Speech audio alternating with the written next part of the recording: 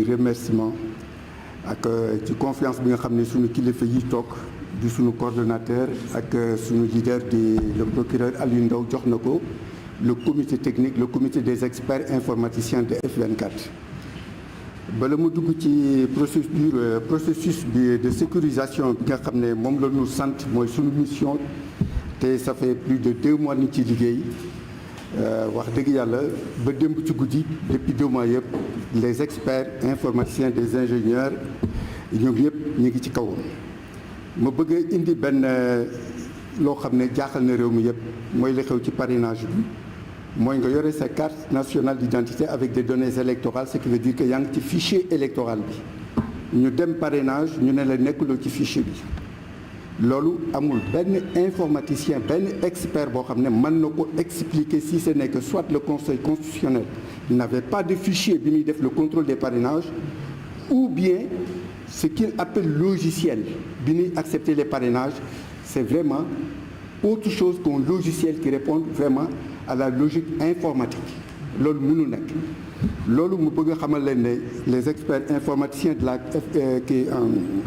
du comité le comité des experts informaticiens de F24 indi nañ ci solution képp koo xam ne les centaines de milliers de personnes bi ñu defee contrôle bi ci parrainage nekk ñu ci fichier bi ne c'est le fichier consolidé F24 démb liggéey nañ ci ba presque 4 heures du matin. On a trouvé une solution qui permet d'intégrer ces personnes-là, de les prendre en charge le jour du vote. loolu comité bi dañ ci liggéey guddi jotaguñ ci def compte rendu suñu kilifa yi toog pour que ñu mën ko approuver mais kooku déjà dañ koy avertir wax l'opinion l'électorat sénégalais que ku yore sa carte nationale d'identité avec des données électorales bu leen ne nekkuloo ci fichier bi sax F24 dina génne proposition boo xam ne dina la mën a permettre jour élection bi de voter parce que nous allons vers une élection générale qui diffère d'une élection locale dans la forme d'organisation dans l'architecture comme dans les procédures de gestion loolu laa bëggoon ki njëkkee pour vraiment dalal xelu ñi nga xam ne les centaines de milliers de personnes yi nga xam ne parrainage bi fichier bi conseil constitutionnel génne nekk ju ci. deuxième chose comme ni nga ko waxee moom mooy appel bi nga xam ne suñu kilifa yi lancé nañ ko tous les candidats tous les militants de F24 ñun ñu yokk ci tous les mouvements citoyens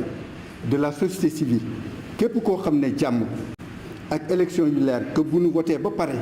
résultat yi kenn du ko contesté appel boobu lañ leen di laaj. La plateforme est en ligne le responsable de l'exploitation monsieur Benjeloun mi ngi fi déjà plateforme bi ubbi nañ ko depuis presque une semaine il y a des inscriptions yi ci nekk plateforme bi naka lay doxee dañu permettre comme ni ko kii bi la carte électorale F24 déjà installé les cartes électorales ci plateforme bi léegi on attend que l'État nous donne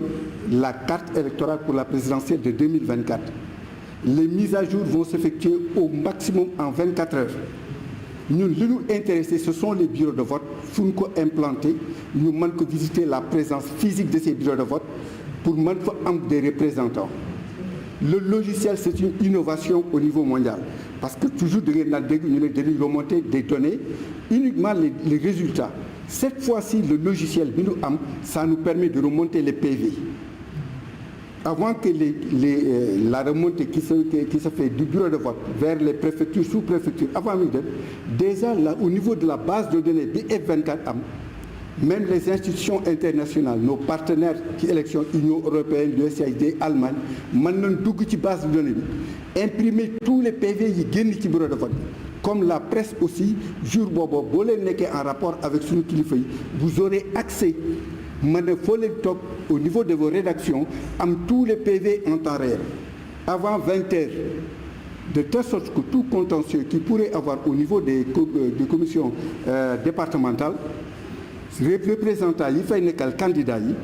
fu contentieux amee ils ont les résultats te tout se fait avec votre smartphone bu ñu nekkee ci zone boo xam ne zone connectée na on a pris toutes les dispositions nécessaires au plan technique pour faire une remontée. Vraiment on a laissé toutes les possibilités ont été étudiées logiciel bi ñun lan lañ soxla toutes les bonnes volontés ñii ñaan tous les candidats ñëpp ñoo xam ne ñi ngi nekk militant F24 ku am nit ku bëgg jàmm bëgg participer à la sincérité des résultats qui sortiront le jour du scrutin mu rejoindre la plateforme F24. Les codes d'accès lépp tout est disponible plateforme bi ubbi nañ ko moo lay jox badge moo lay defal lépp moo lay affecté ce bureau de vote ba pare jox le code PIN boo xam ne yow rek yaa ko yore. Spécificité bi ñu ci def moo di chaque candidat du ñu bëgg mu am dans chaque bureau de vote bu ñu amoon 20 candidats chaque candidat mu am un représentant parce que ci biir bureau de vote bi wax les opérations de vote dañ ko bëgg a contrôler ba pare doog a sauver les résultats mooy vraiment choix population bi ñu sauver ko par la remontée des résultats et des procès-verbaux. Donc loolu moo tax toute la jeunesse les étudiants ñëpp la ñuy ñaan vraiment képp ku bëgg jàmm ci réew mi. Vraiment F24 teg na fi loo xam ne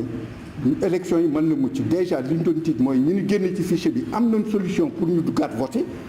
Deuxièmement bu ñu voté ba pare le peuple bi choisir am nañ solution pour sauvegarder ko sécuriser ko loolu daal lañ ne woon dinañ leen ko tënkal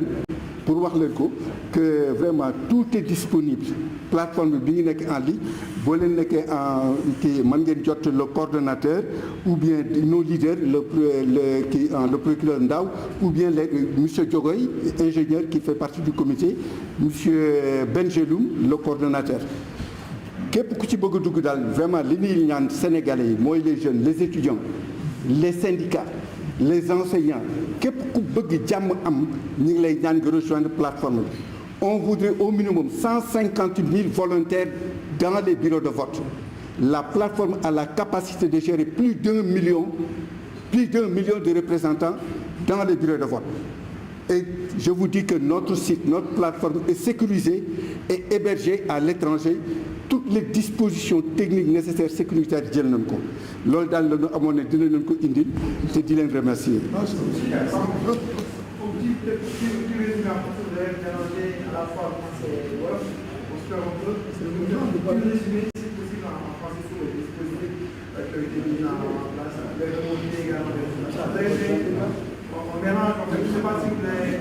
Oui. Un petit résumé en français. En français. Oui. Bon, je vous remercie et je vais faire un petit résumé. Bon, peut-être ça va être assez facile en essayant d'utiliser le langage purement technique. Avant tout, je vais commencer par les électeurs qui ont été exclus du fichier électoral lors du contrôle du parrainage. Nous avons pu trouver une solution pour permettre à ces centaines de milliers de personnes qui sont exclues lors du parrainage du fichier électoral de pouvoir les intégrer pour qu'ils puissent voter le jour des élections. Ça, c'est une solution qui est déjà trouvée. C'est pour vraiment avertir l'opinion nationale et internationale parce que la solution va être présentée par F24 et l'État. C'est à ce moment-là qu'on saura vraiment l'attitude par rapport à la gestion du processus électoral. La deuxième chose, c'est que vous parlez de notre plateforme. Dans la plateforme, nous avons deux applications. La première qui nous permet de prendre en charge les délégués. Nous avons pour objectif d'avoir au minimum 150 000 volontaires au niveau du bureau de vote. La carte électorale est déjà en place au niveau de la plateforme. Il nous reste que l'État nous donne la nouvelle carte électorale issue du fichier électoral consolidé suite à la dernière révision des listes électorales afin que nous puissions mettre à jour notre fichier que nous avons nous. Et cette mise à jour, je vous dis, nous en avons travaillé, ça pourra se faire à moins de 24 heures. Donc pratiquement ce qui nous intéresse, nous lançons un appel aux étudiants, aux syndicats, à toutes les forces vives de cette nation qui ont vraiment comme seul souci la sécurité, la stabilité dans notre pays, à venir vraiment intégrer la plateforme. La plateforme est déjà en ligne et les inscriptions sont en cours. Là, c'est la première application. La deuxième application, ça permet de prendre en charge les résultats le jour des élections. Ce que nous recherchons, si nous avons 20 candidats, nous voulons dans chaque bureau